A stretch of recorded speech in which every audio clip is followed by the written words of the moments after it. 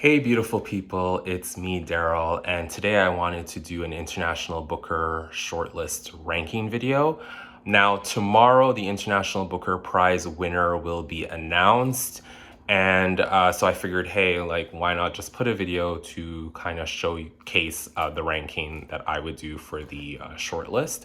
What I might do, or what I think I'm going to do, or what I will do, is post International Booker long list stack ranking, so you can get an idea of how I felt about all of the 13 books. But for today's video, we're gonna just focus on the 6 that are shortlisted. And I'm gonna go from my least favorite to my favorite. Now, just two little disclaimers is that the first disclaimer is that I may be a little rusty in this video because I've been in a weird headspace, and the reason for that weird headspace is that a month ago my dad passed away. So I've been having a tough time dealing with that. And like books, as much as I've been reading them and enjoy like analyzing them, that was not in the forefront of my mind for the past while, actually for probably since the beginning of this year all the way until now. But especially now after everything that's happened, I feel like I might be a little rusty in how I talk about these books. And also bear in mind that some of these books were read during that time of turmoil. The other disclaimer is that this year's shortlist / long list has not been my favorite. I mean, I did like the reading experience, but in comparison to last year, where I was like blown away by pretty much all of the books, this year I didn't really feel that. And maybe again, it could be due to the headspace that I was in. Maybe that is what was bogging things down. I don't know, but it wasn't my favorite. Did I find favorites from it? Yes, I did. But like overall, it wasn't to me. I didn't have as passionate as an experience as I did last year. But anyway, so I just want to give you those two heads up before like I dive in. But it's been already 2 minutes and I haven't even started the ranking. So let's just get into that. So in 6th place, we're gonna go with The Gospel According to the New World. Now, let's backtrack and say, like, I grew up in a household where I went to church every week until I was like 18 years old. When I was 18, I was just like, I don't want to do this anymore. Like, I just stopped going and doing that. So I am aware of a lot of the stuff that this book is tackling or trying to make a satire out of. So that wasn't like a turnoff or anything like that. I was very like knowledgeable about like what the book was tackling. To me, what brought this book, I find it like me, it was a very like average reading experience, is that once I understood that like, okay, you're trying to satirize this, it just kept going. And I felt to me this book, maybe it's gonna sound harsh to not have any depth. It was just like, after a while, it just kept doing that over and over and over again. And I just wanted it to do something new. I wanted it to I don't know, think outside the box. And to me, it just felt like it was just ticking off boxes of like what it was trying to do. So yeah, I didn't hate this book. It's like a soft 3 stars type thing. I just felt it was tired. And if I'm going to be honest, the word that comes to mind is basic. And I know that that sounds harsh. I have a theory of like why this book is shortlisted. If you know anything about like the writing of this book, like the back story of like how this book was written, like how it was written, and like who the author is, who the translator is, and whatever, you might get an idea of where I'm getting at. But to me, it felt in a way like that is the reason why this book is on the short list. Don't come for me. Like, if you love this book, that's fine and whatever. But for me personally, it just felt like it was there to sort of have like a good story of like why this book was shortlisted. But like beyond that, it just didn't speak to me. But anyway, so that is the 6th place book that I would put. Now, 5th place, I'm gonna go with Standing Heavy, and I think that's upside down. I hope the other one wasn't upside down, but I don't think it was. So Standing Heavy is what I would put in fifth place, and this is actually going to be kind of funny. Like how I mentioned before that my brain might be like a little foggy and stuff like that.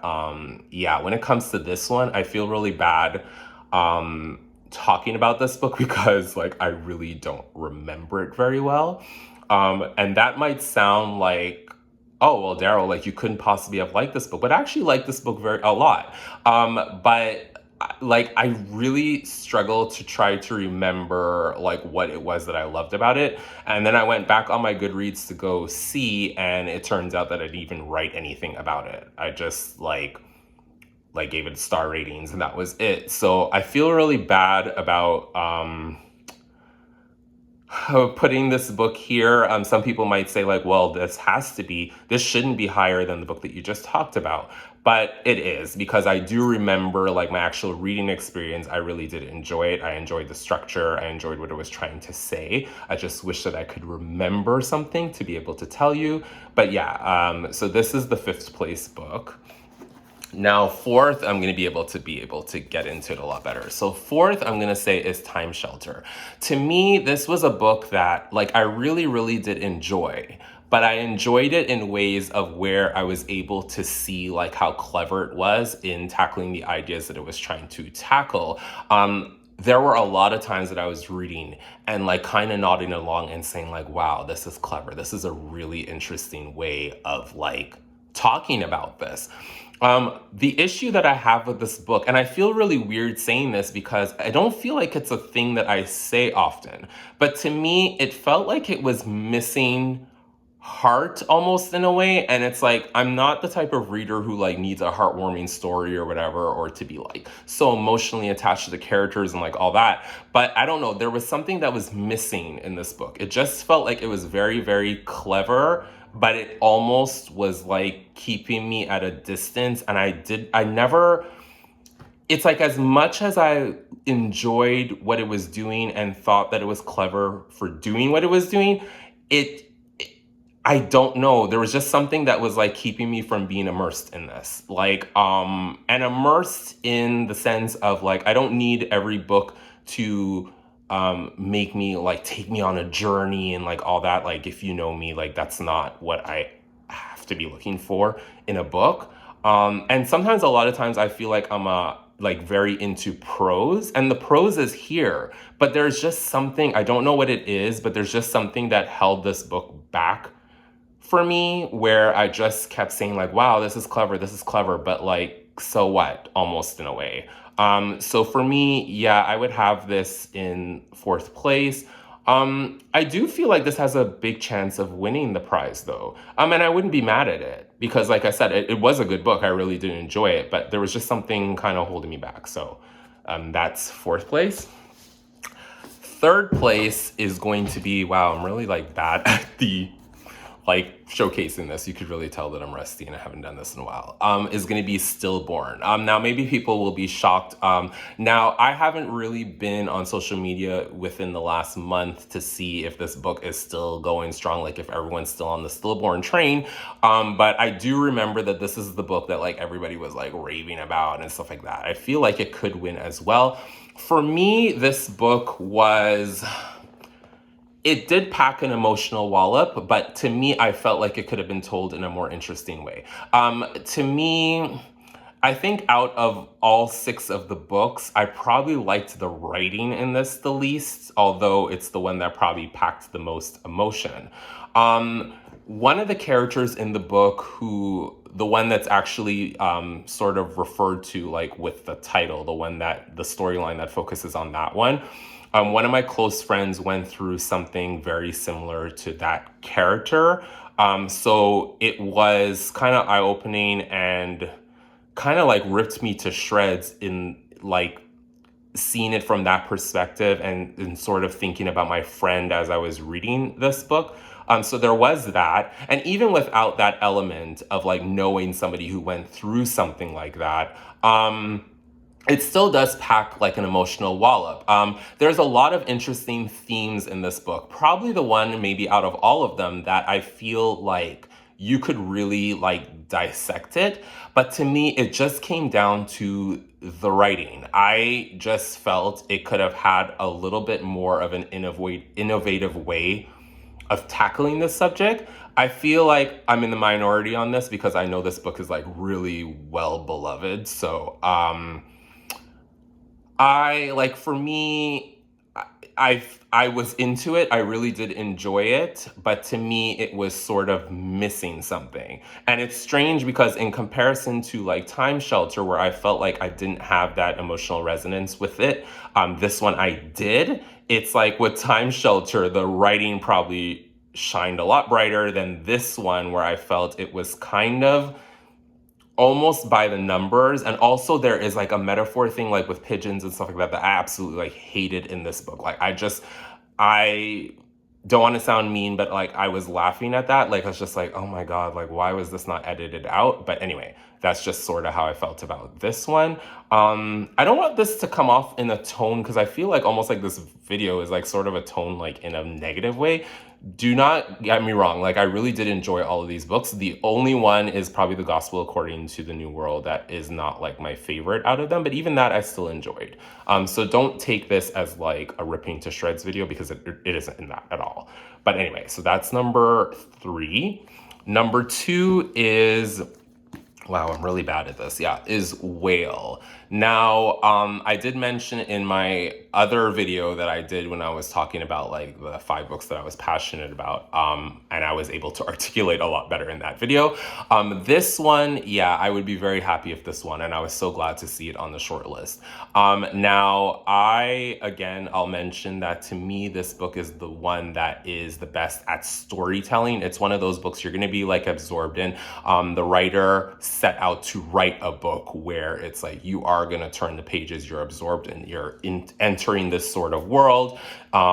You're learning all the like eccentric characters, like all the eccentric things that happen in this town and stuff like that that the people are living in. And yeah, it was just, I'm not gonna like go into too much detail in this one because I had already talked about it in a previous video. But to me, yeah, I would be so happy if this won. This book, like I had a smile on my face, but only because it just felt like it's been such a long time that I read a book where it was like, oh my God, this is like epic. And I just want to like really like get absorbed in this. And I'm like, wow, I guess I should pick up more books like that, because it kind of like highlighted to me like, wow, I'm really into books like that, you know? So number 1 now is going to be Boulder. Now, this is the one that was one of the books that I was really, really passionate about. One of the books that I expected to be on the shortlist. And I really do feel has the power to be like a winner, or to be like a great winner. I will just admit that it isn't my favorite book on the long list overall. But on the short list, it is dynamite. I had mentioned to you before that like with a book with such a small package like this, it packs such a punch. There have been like 3 books, I think it's 3 books that like tackle motherhood in sort of different ways. And to me, this is the star of the show. It's not fair for me to compare, but when you get a short list where there are like 3 books that share similar themes and like what it's like to be a mother in all different ways, the good and the bad, the ugly, you can't help but compare. And to me, this is the one that really sticks out. This one is the star. Now, Boulder, I really am hoping that I'm going to hear that this is the winner. This or Whale. The top 4 that I mentioned, I don't mind if any of those 4 win, but I would be lying if I say that I wouldn't be like a little sad or disappointed if this isn't called, or at least Whale isn't called as the winner. But yeah, to me, this is the book. And the one that's interesting with this too is that I could definitely see like if they do award this the winner, because it's so short, like pretty much everyone's gonna get their mitts on it. So International Booker, you have one job, you know what to do. Pick this one, please. Yeah, it is just the prose, the way that it tackles women who want to have kids and don't want to have kids, to me, was done in such a way that I was just like, yeah, like the whole time reading, I was just like, yeah, like this is so good, this is so good, this is so good. And I loved how the author made the main character, like how the main character came off in this book. There were like a lot of surprising elements because due to the protagonist's stance on motherhood, you could see like there's so many layers because it wasn't just this one thing, which is sort of like what I was expecting with this book, is that it was going to tackle it, and this protagonist had like sort of like a one-track mind, and like this is how it's going to go, but you really do see the nuances and complexities in like the decision that the protagonist made, but also like how she was just dealing with like the stuff that was happening in her life and the decisions that she was making. Anyway, I feel like this video I rambled on. This definitely was not a clear, concise video as other ones that I've made, but here we are. So to me, all the books have fallen down on the ground, so I'm not going to do the whole like showing you the stack like that. But anyway, so that's where we are. So just to recap, number 6 was the Gospel According to the New World. Number 5 was Standing Heavy. Number 4 was Time Shelter. Number 3 was Stillborn. Number 2 was Whale, and number 1 is Boulder. So yeah, that's all that I have for you today. This video is 16 minutes long, which is ridiculous. But yeah, I don't know how many more videos I'm going to put out, but it is what it is. Sometimes life just happens and you just gotta like roll with the punches and just go with the flow, right? So yeah, like I said though, on my Instagram grid, I'm probably gonna like showcase the long list rankings so you can get an idea of that. So if you didn't make it to the end here, you'll still get an idea about like how I felt about the rankings and stuff like that. But anyway, that's all that I have for you today. Love you always, smooches, and we'll see each other soon. Take care.